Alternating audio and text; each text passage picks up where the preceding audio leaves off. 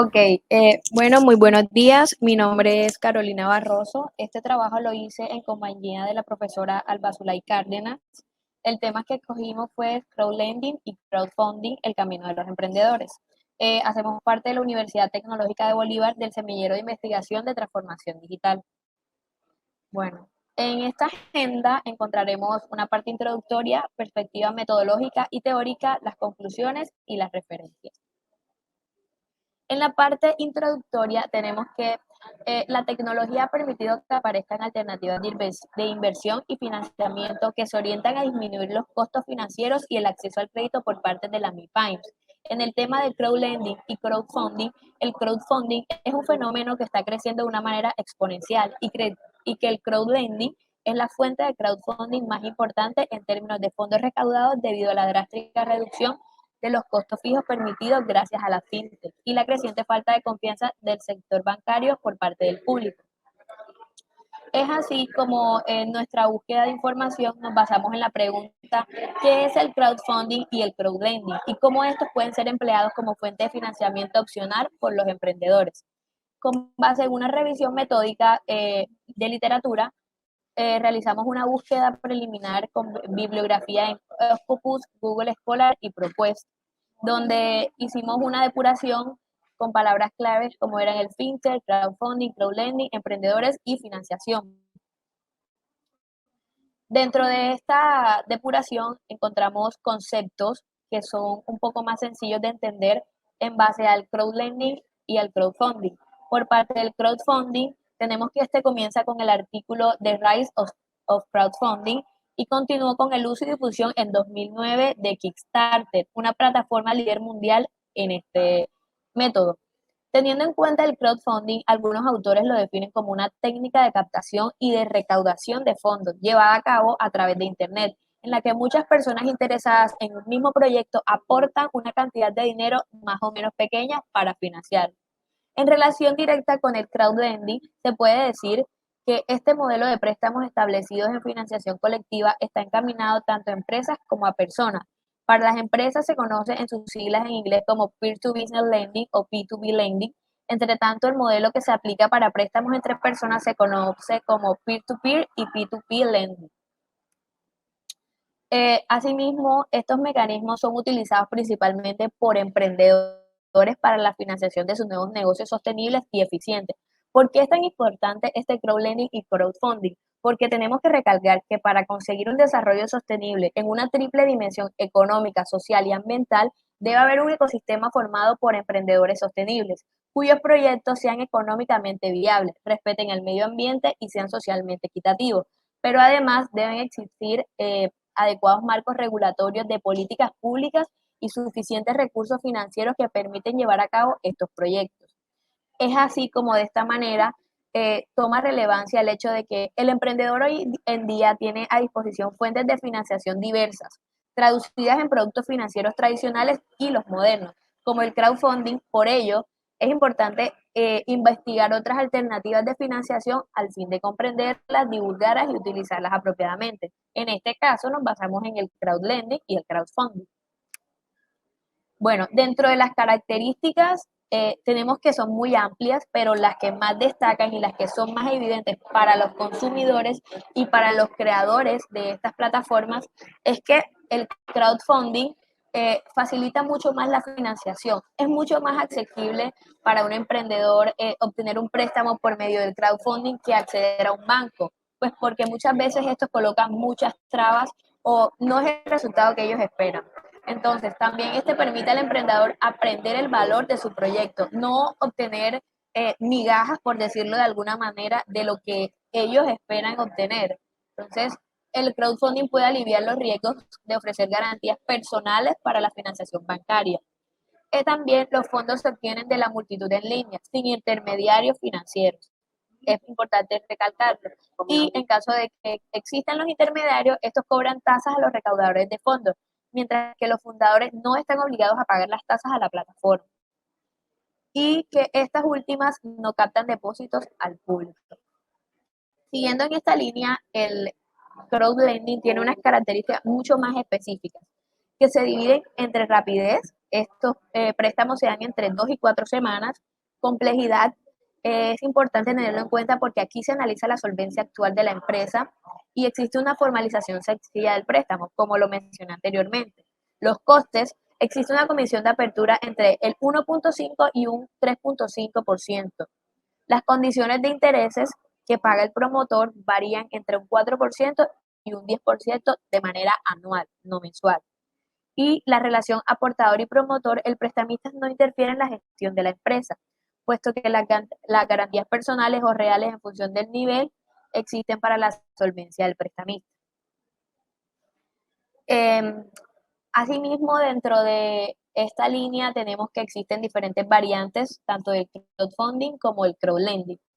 El crowdfunding, dado diferentes autores, llegan a la conclusión de que tenemos un compromiso entre el fundador y los financiadores. Y ellos mismos clasifican al crowdfunding entre donation crowdfunding o el crowdfunding basado en donaciones, reward crowdfunding o el crowdfunding basado en recompensas, equity crowdfunding o el crowdfunding basado en inversión, participación o capital. Y por último, el lending crowdfunding o el crowdfunding de préstamos. Asimismo, las variantes del crowdlending se clasifican de tres formas. Es un poco más amplia, está entre el prestatario, el objeto financiado y su finalidad. Dentro del prestatario tenemos el crowdlending de particulares y el crowdlending de empresas. De acuerdo con el objeto financiado, el crowdlending circulante y el crowdlending de inversión. Y por último, el crowdlending de finalidad, según el uso de los préstamos, se clasifica el crowdlending medioambiental, social y educacional, el tecnológico y el operacional. Bueno, esta tabla resume un poco las plataformas dedicadas al crowdfunding, son muchas, pero estas son las que más se utilizan. Está clasificada de acuerdo a tipología, ubicación y los países que más utilizan estas plataformas son Estados Unidos, Reino Unido y Holanda. Las más populares son Kickstarter, que fue una de las primeras y una de las que más impulsó al uso de estos métodos, y hoy en día se han venido expandiendo hasta Kiva y Soupa. Como no todo es color de rosas, existen también muchas problemáticas de estas plataformas, y dentro del crowdfunding existen para el financiado y para el financiador.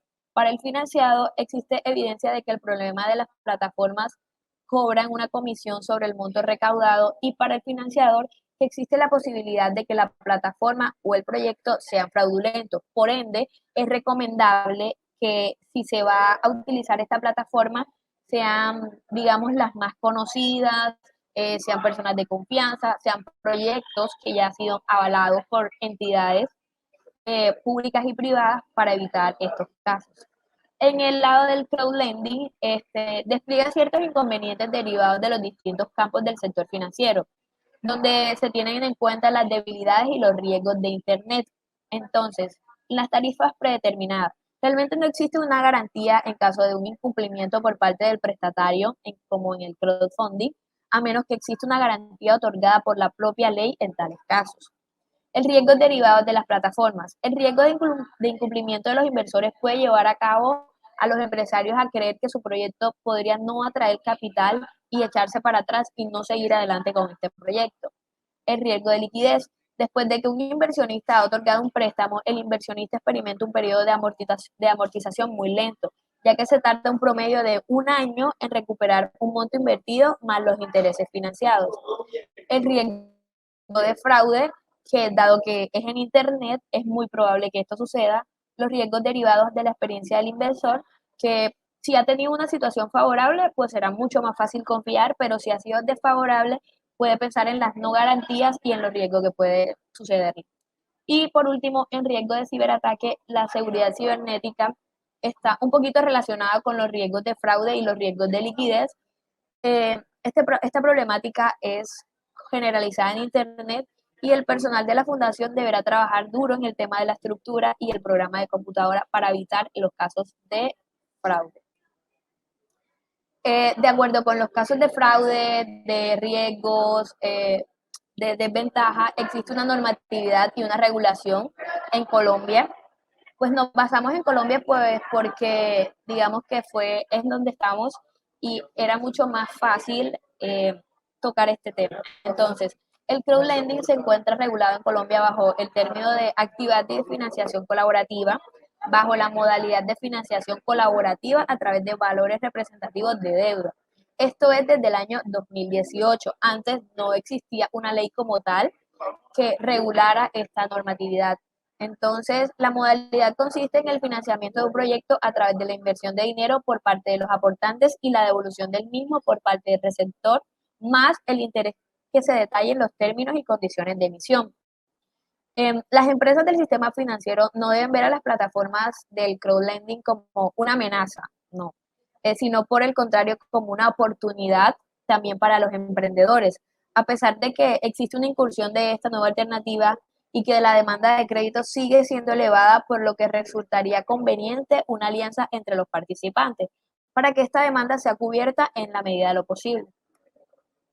Y de manera de conclusión, optamos que y concluimos, de acuerdo a lo analizado, a lo expuesto, que las fintech hoy en día promueven la inclusión financiera a través de las diferentes tecnologías de manera digital que existe, teniendo en cuenta que las empresas descomponen la cadena de valor bancaria y se especializan en aquel producto o servicio en el que consideran que puede ser más eficiente que los bancos, ofreciéndolo al público a través de Internet, permitiendo así el acceso de capital y financiación a personas, empresas y organizaciones que se encuentren excluidas por el sistema tradicional, que es lo que pasa en muchos casos con los proyectos de los emprendedores primerizos.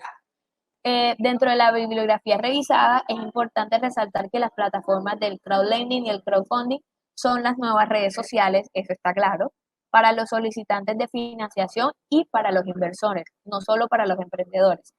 Y por último, es importante y recomendable que para futuras investigaciones se amplíe la búsqueda de información sobre el impacto de estas herramientas en la volatilidad de la situación económica de los países, teniendo en cuenta que este fenómeno va cada día más en crecimiento. Eso es todo, un gusto presentarles esta investigación y cualquier duda estoy atenta.